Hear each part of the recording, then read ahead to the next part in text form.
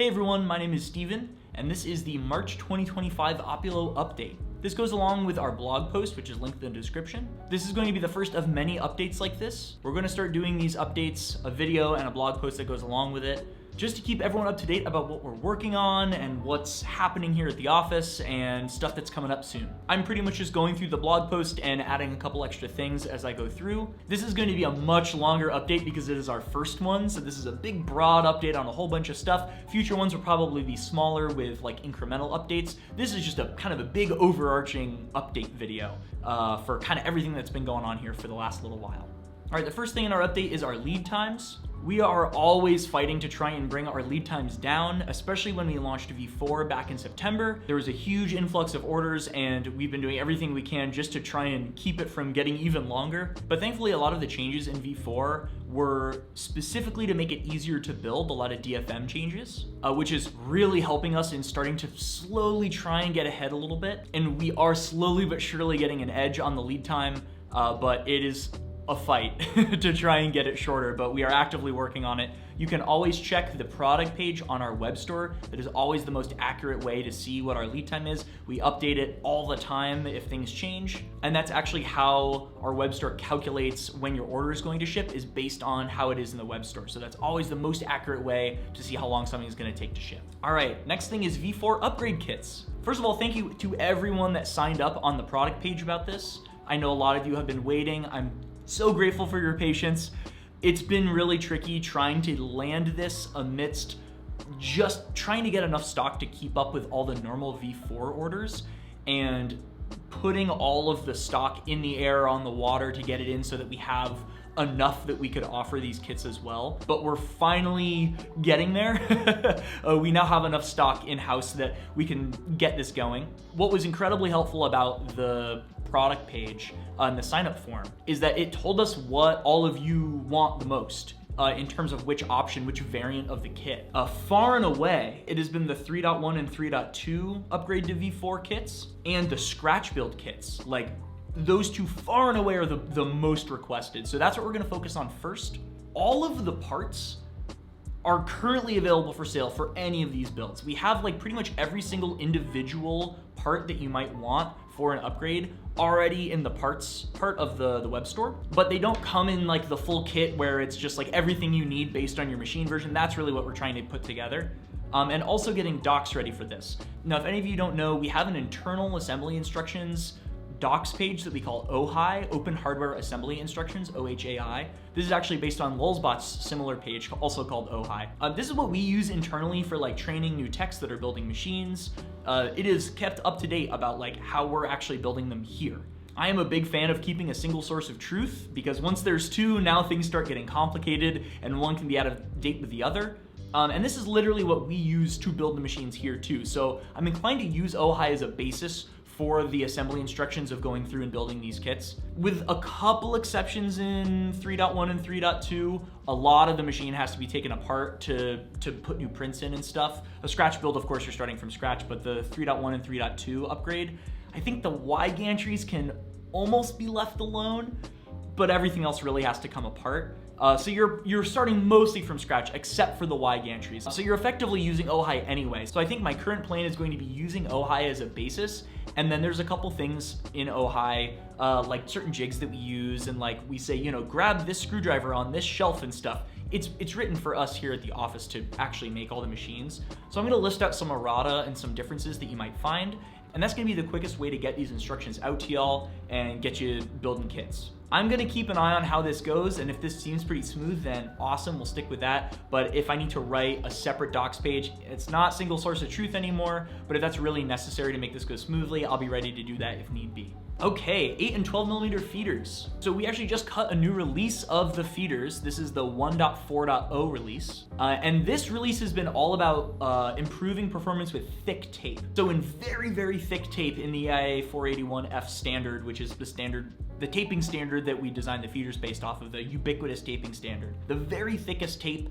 sometimes the feeder will take a couple attempts at feeding before it'll actually get to that final position. This release greatly improves that, so it works way less hard to actually move that tape forward. The way that we did this is just changing how much of a curvature is on the output of the feeder like nose. So this picture really shows what we've changed. The 45 degrees is like how far the curvature went over in the existing design, and in 1.4, it's now only 30 degrees. It's literally just a little bit of plastic. It is 15 degrees of curvature that we removed, and it removes a ton of the friction in the pipeline for feeding tape.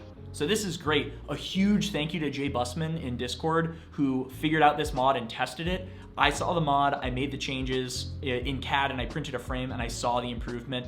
It's fantastic. So thank you so much, Jay Bussman, for this mod. That was fantastic.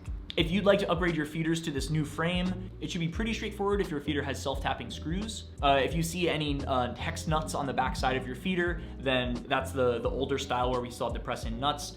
This new frame is self-tapping, so you should be able to print these frames pretty easily. I have links all in the blog post linked in the description, and you can print them out and replace them, and it should help quite a bit. We're also looking at potentially changing the wheel geometry a little bit to help with this, although I got some smaller, these are effectively smaller teeth and a slightly thinner wheel. And I did test this a fair amount already.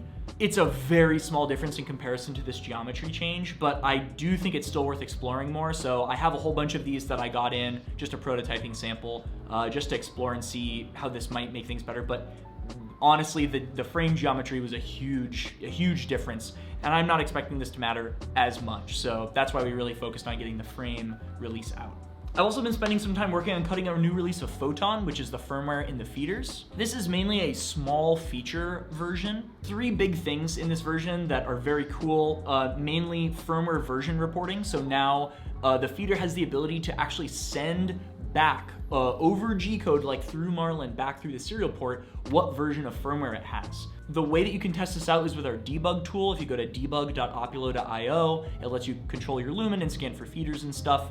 After you scan for your feeders, there's a little button that says get firmware version. That button will actually ask the feeder for its firmware version, and then the feeder will send it back. And this is gonna be great for automatically checking firmware version of feeders, which I'm really excited about. I think this is gonna be really useful. Also, when we build the firmware in GitHub, it automatically encodes in the version of the release in there. So if you build your own firmware, it will report like a debug version. So it's also easy to see if you're like running like signed firmware. It's not actually signed, but it's a way of kind of confirming that it's official release firmware as well, which is a handy thing. We're also adding in status LED control to Photon.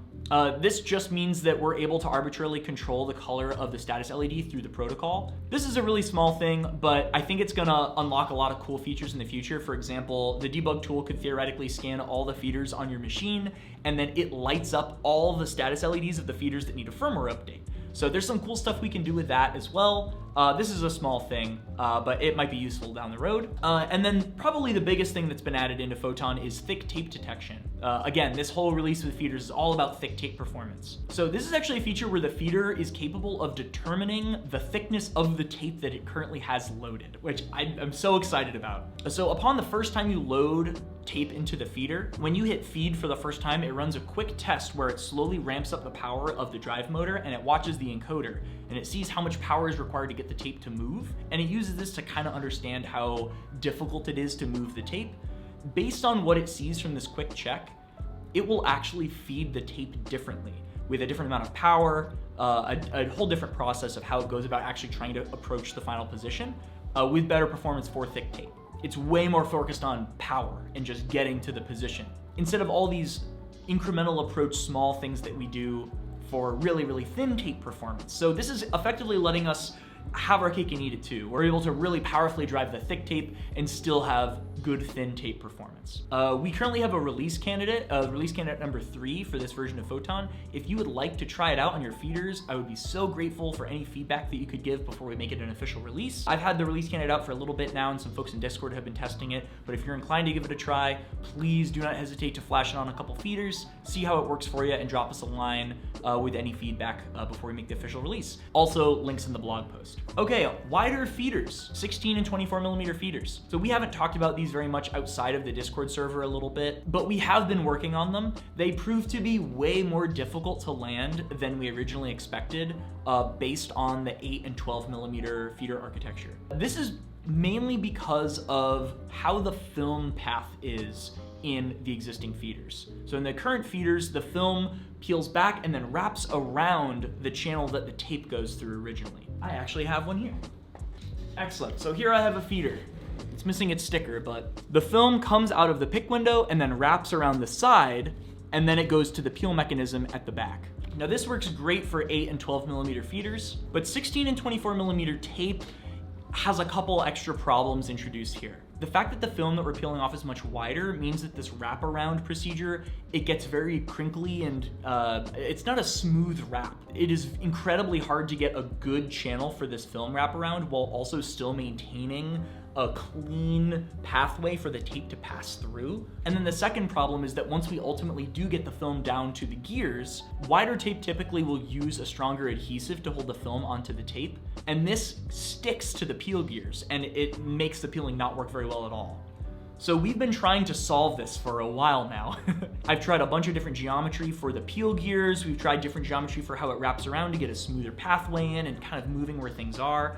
And kind of where we've come to is that we need to change the architecture a little bit for how the feeder works for 16 and 24. And the way that we've been trying to approach this is instead of having the film peel back and then wrap around, it's just gonna peel straight back. And the peel mechanism will actually be above the tape path. So the peel motor and the peel gears will be above where the tape actually enters into the feeder. And what we get out of this is we don't have to have this thick tape wrap around, it just folds straight back into the peel gears. And also we can take the peel gears and make them a little bit thinner so they're only grabbing in the middle of the film where there isn't an adhesive. I think this is gonna be the way that we're going to get this to work really well. I've done some testing with this so far and a lot of CAD and optimization for trying to structure this well and make it so it still fulfills all the other requirements of feeders, making sure it's serving the part up where both nozzles and the camera can see it on both rails. There's a lot of dependencies. So I'm currently working on trying to get this geometry working well and effectively change a lot of how the feeder would be structured for 16 and 24. That being said, a lot of people in the community have actually downloaded these like prototype super wide versions of the 8 and 12 millimeter feeders, and just reprinting the frame and replacing all the parts into it, it works exactly the same as an 8 and 12, except the film peeling doesn't work. So for example, even on our own SMT line here at the office, we have some of these wider designs and we just don't use the peeling mechanism. We have like a 300 gram fishing weight that we just tie to the end of the film, and we have to reset it every once in a while, but it still does the job. A lot of other people in the community have printed these out and modified an existing 8 or 12 millimeter feeder and just swapping the frame out. And they've been able to use them great, just like we have here. Some people even do use the film peeling gear system, and they have good luck with it. So if you don't want to wait for us to put out the official 16 and 24, that's always an option. Links to those two frame prints are also in the blog post if you want to give it a try. Okay, next is OpenPMP. A lot of folks have been asking us why we recommend downloading this very specific version of OpenPMP from a while ago now. The main reason that we still recommend this version is because of stability. We care about having a stable, known release for OpenPMP over everything else. The Lumen PMP is a tool for manufacturing, and we want to have as few surprises as possible. We want to have it be as stable and known of an entity as we possibly can. OpenPMP has been making a lot of commits in the past couple years, and they've all been nightly builds, which they only kind of recommend on their downloads page for being used specifically to test a feature, and it's like not the one they have you download. I have been keeping an eye on all the development that they've been doing and testing out a debug build every once in a while to see how progress is coming along on some of these things. But they haven't cut a stable release in like 2.5 years or something. But as of a few weeks ago, they started making official releases again, which is fantastic. These are releases that are going through a full testing process and making sure that there aren't new bugs introduced and all these good things that are really important for us for recommending a new version and feeling comfortable having people use a new build of OpenPMP. As soon as they cut this release, I downloaded it and I started testing out with it. There are a couple bugs that feel a little like showstoppers for their initial releases, but they're doing this on a regular cadence. So I'm in the process of compiling what I found and putting them into GitHub issues so they can run with those things, and hopefully very soon we will have an updated version of OpenPMP that we recommend, which will be fantastic. I'm really excited about that. In my mind, it is much more important to have a really stable release that we recommend to people than the newest thing, which could potentially have bugs and cause problems. In a situation like manufacturing, you want reliable and stable more than anything else, so that's what I'm optimizing for there. Of course, if you want to just go for it and test out their new stuff, by all means, go for it. Check out the newest releases. Hopefully I'll have some new news pretty soon about a new recommended version of OpenPMP. Okay, documentation is next. Mitchell, who some of you might have talked to in our support line, he's the editor for our podcast. He has recently been working on a full rewrite of all of our calibration docs, which is super exciting. So far, I have owned almost all of the updating and writing of our docs about OpenPMP assembly. Mostly, it's been me and Lucian split, and calibration has been almost all me. And Mitchell pointed out to me pretty recently that like there's probably a fair amount of things in there that I am so steeped on how to use the machine that it would be good for someone without a lot of experience to actually go through and do this process. So what Mitchell's been doing is going through and fully auditing our entire calibration procedure with people that have never touched a pick and place before, and every single hiccup that he's found, not even just like getting stuck, but like a moment of hesitation.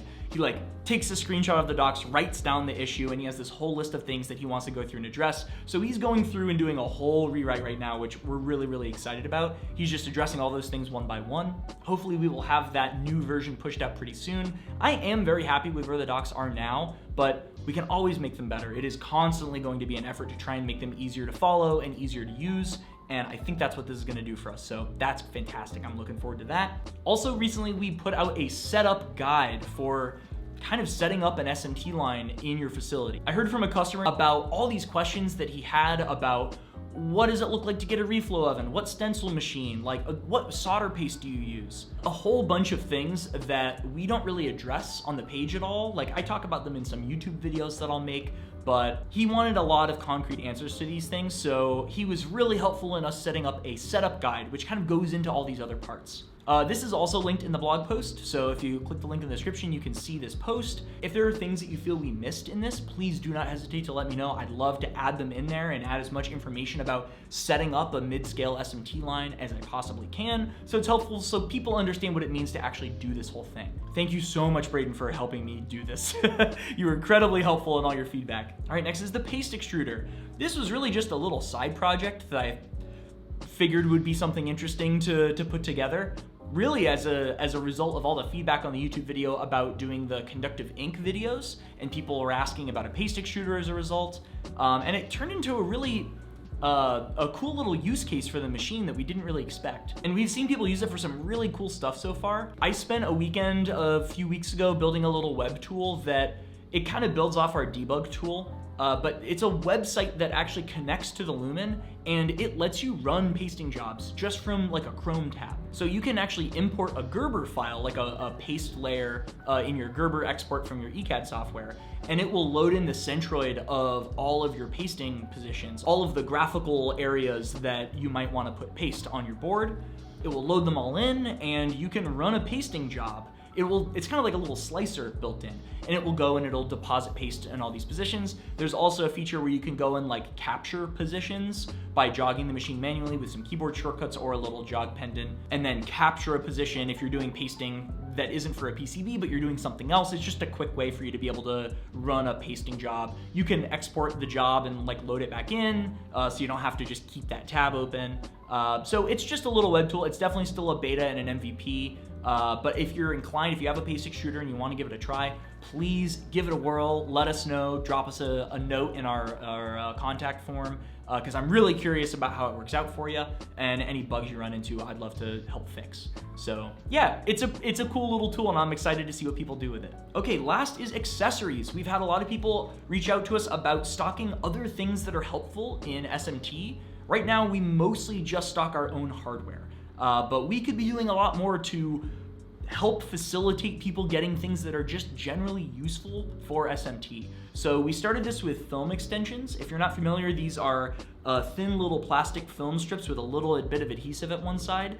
And these are used to attach onto the film on a spool of tape. And it gives you a little bit of film to work with while you're loading your feeders. There's actually about 140 millimeters of your tape that is sacrificial at the beginning when you load a feeder normally, where you have to peel the film off and wrap it around to load it into the gears. It takes about 140 millimeters, and depending on your parts, that might be a bit much. So these film extensions effectively give you some extra film, so you don't have to waste any parts in your tape. You can just immediately load the film in, and then your tape is there ready to go. So we have these available on the web store now. We also have a link to the docs page on how you can use it and all that kind of stuff. We've also had a lot of people asking us about carrying a stencil jig too. We've tried out a bunch of different kinds. Some were okay, some were much better. We found one that we really like, So we're actually working on getting it in stock. I believe we currently have some in the air right now, and we have some more on the water coming pretty soon. So hopefully we'll have these in the web store for sale shortly. They're currently up and the page is there. We just have them set to out of stock until we actually get them in. But if you're looking to just get it all from one place and have one that like we've checked out, we didn't make it. We're importing it from a company that does make it. We're just trying to make it easier to, it's a vetted thing. We'll have those available for sale pretty soon too. We've also been looking at getting good reflow oven solutions available that we can distribute. This is much harder to do for a number of reasons. So we're still working on getting a good solution in the web store. In the meantime, we still highly recommend the Controlio 3. It's a great off-the-shelf reflow oven mod to a toaster oven. It's a great mod. It works fantastic out of the gate. You can get it pre-built, but we're still working on the reflow oven stuff. It's gonna take a long time. It is not a quick thing to get this all squared away, but we are still working on trying to land this and see if we can pull it off. If there are other things that you wish that we stocked or are hard to get for you in the process of doing SMT, please let us know because we'd like to figure out how to stock them. I know we've been trying to figure out how to get GC10, which is our favorite solder paste. Can we try and get that in stock? That's also a little complicated for a couple of reasons. We're trying to think of other things that might be useful, so please let us know in our contact form if there's other things that you're interested in. Okay, that's it for this update. This is definitely a big one because it is the first, but I'm gonna start doing these once a month. If you have any questions or comments or feedback on this form of giving updates alongside the blog post, please do not hesitate to reach out in our contact form, also linked in the description and linked in the end of the blog post. I wanna keep y'all in the loop and up to date about what we're working on and what's coming up. So if there's stuff that you want more information on or whatever, please do not hesitate to let me know and we'll do what we can. Thank you so much and we'll see you next time.